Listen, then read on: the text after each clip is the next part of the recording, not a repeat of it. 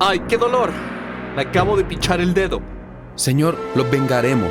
Díganos, ¿qué fue lo que lo hirió? Fue esa horrible planta. Quiero que la castigues. Pero señor, es solo un maguey. No me importa, pégale.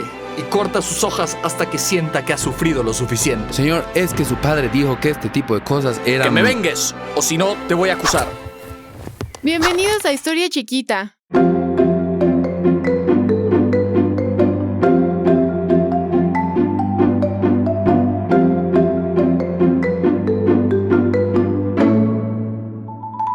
Hace algún tiempo, los mayas crearon una de las armas más letales en la historia de las mamás de Latinoamérica. Actualmente se ha modernizado y podemos observarla en cualquier lugar dentro de casa. La chancla. ¡Wow! Un valiente príncipe y heroico fue el responsable de la creación de nuestra poderosa arma. Suficiente. Creo que ya me han vengado y es necesario que descansen. Oiga, Dom, ¿estás seguro? Sí, dejen de cuestionar mi palabra. Mientras los guardias de Samná se vengaban, nació una fibra que se convirtió en una cuerda y sirvió para amarrar el arma mortal de la que comencé el relato. La chancla. Y a su vez, también se pudieron amarrar otras cosas dentro de los barcos, ya que esta planta era mejor conocida como el enequén o sisal, la cual es originaria del estado de Yucatán y fue cultivada desde la época prehispánica por los mayas, quienes la llamaban qui. Martín de Palomar expresó su sentir sobre esta fibra. Esta fibra es casi tan chida como el mismo cáñamo que usamos los españoles. Pero señor, no podemos decir eso. Hay una suerte de árbol que los indios llaman qui y los españoles maguey, vocablo isleño. Este árbol echa pencas como de cardo, de una brasa de largo o menos, y la punta es una púa muy tiesa. De este árbol hay gran aprovechamiento para indios y españoles, porque sirve en lugar de cáñamo. A mediados del siglo XVIII, el enequén competía con el cáñamo. José María Lanz, en 1783, fue el principal defensor de la fibra. Poco a poco ascendía y todos en la península sabían que era producto del esfuerzo de los mayas. A la independencia de México, Yucatán aceptó ser parte de nuestro país. Pero la situación de los indios era un problema latente, y por ello se daría un conflicto bélico muy importante.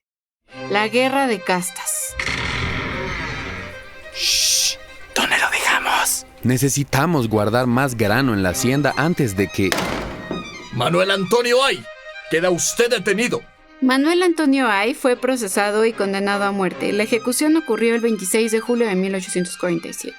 Después de esto, la población de Tepic fue incendiada y los habitantes reprimidos. El conflicto duró medio siglo, desde julio de 1847 hasta 1901. Pero no solo afectó en pérdidas humanas. La guerra de castas trajo un cambio fundamental en la economía de Yucatán. El periodo más álgido de la guerra fue de 1847 a 1858, y aún así el enequén fue la tabla de salvación. Las haciendas y todo el ecosistema terminarían modificándose por completo. El oro verde había inundado el campo y la situación con los peones había sido la misma desde el virreinato. Señor, me presta para la boda de mi hija. Oiga, Dom, sí me presta para cuando se reponga mi mujer del parto. ¿Sabe usted qué pasa, Dom? Falleció mi tía. Me presta para el velorio. Un peón endeudado con el propietario de la hacienda debía permanecer en la misma hasta saldar la deuda. No había dónde huir y la situación era la misma en todas las propiedades de la región. Terminada la guerra de castas, los blancos necesitaban impulsar con mayor rigor la industria del enequén. La situación esclavizante de los indios no cumplía con los estándares de producción de los hacendados, por lo que terminaron pidiendo dinero al señor Eusebio Escalante. Eusebio, por favor ayuda a Yucatán. Estimados hermanos Thibaut, necesito que ustedes en Nueva York compren refacciones para los hacendados de la industria nequenera. Yo me encargaré de los pagarés mientras ustedes compran todo el capital para disparar la producción. Si bien Eusebio y los hermanos Thibaut con los hacendados ayudaron a consolidar la industria, también hubo una gran especulación que muchas veces afectó a los agricultores. Thibaut Brothers era un monopolio que otorgaba créditos a los hacendados para comprar maquinaria a cambio de nequén.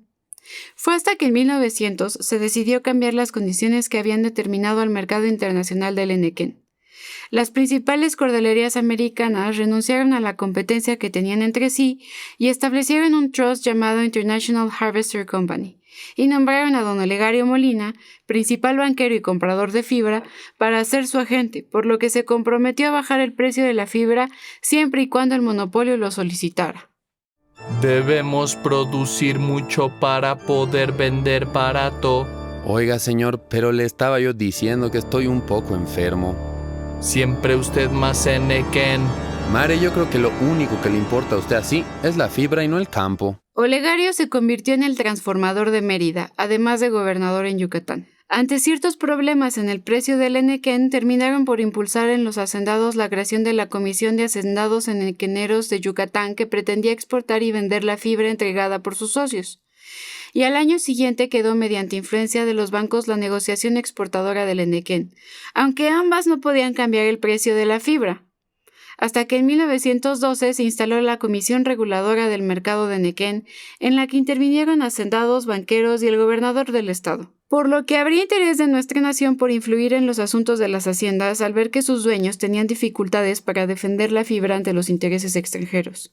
El periodo revolucionario de nuestro país había determinado ya el final de la época dorada de don Olegario Molina. El cultivo de la fibra tuvo éxito, no solo en Yucatán, sino en Veracruz y Tamaulipas. Su producción no es costosa y es aprovechada para múltiples usos, entre ellos la chancla. Y aunque existieron muchas variedades, hoy en día solo existen 3, enequén blanco, verde y jabalí. El cultivo del sac-qui o enequén blanco ha sido el más difundido en las plantaciones debido a que la fibra es muy fuerte. El verde, yaxqui, está en peligro de extinción por lo que ya no se cultiva tanto. El quitamqui o jabalí era el preferido para el uso textil.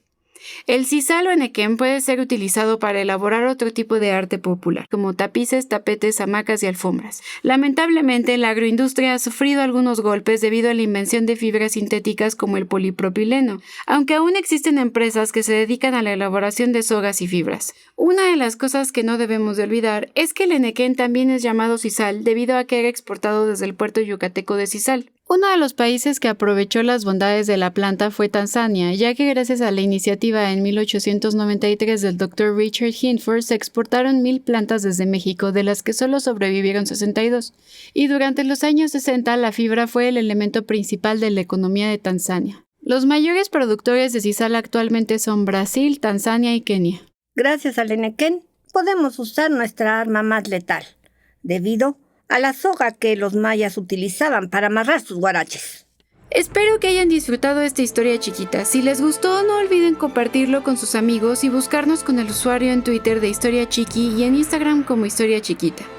Quiero agradecer al Museo de Arte Popular por permitirme contar esta historia. Hasta la próxima, amigos, y recuerden...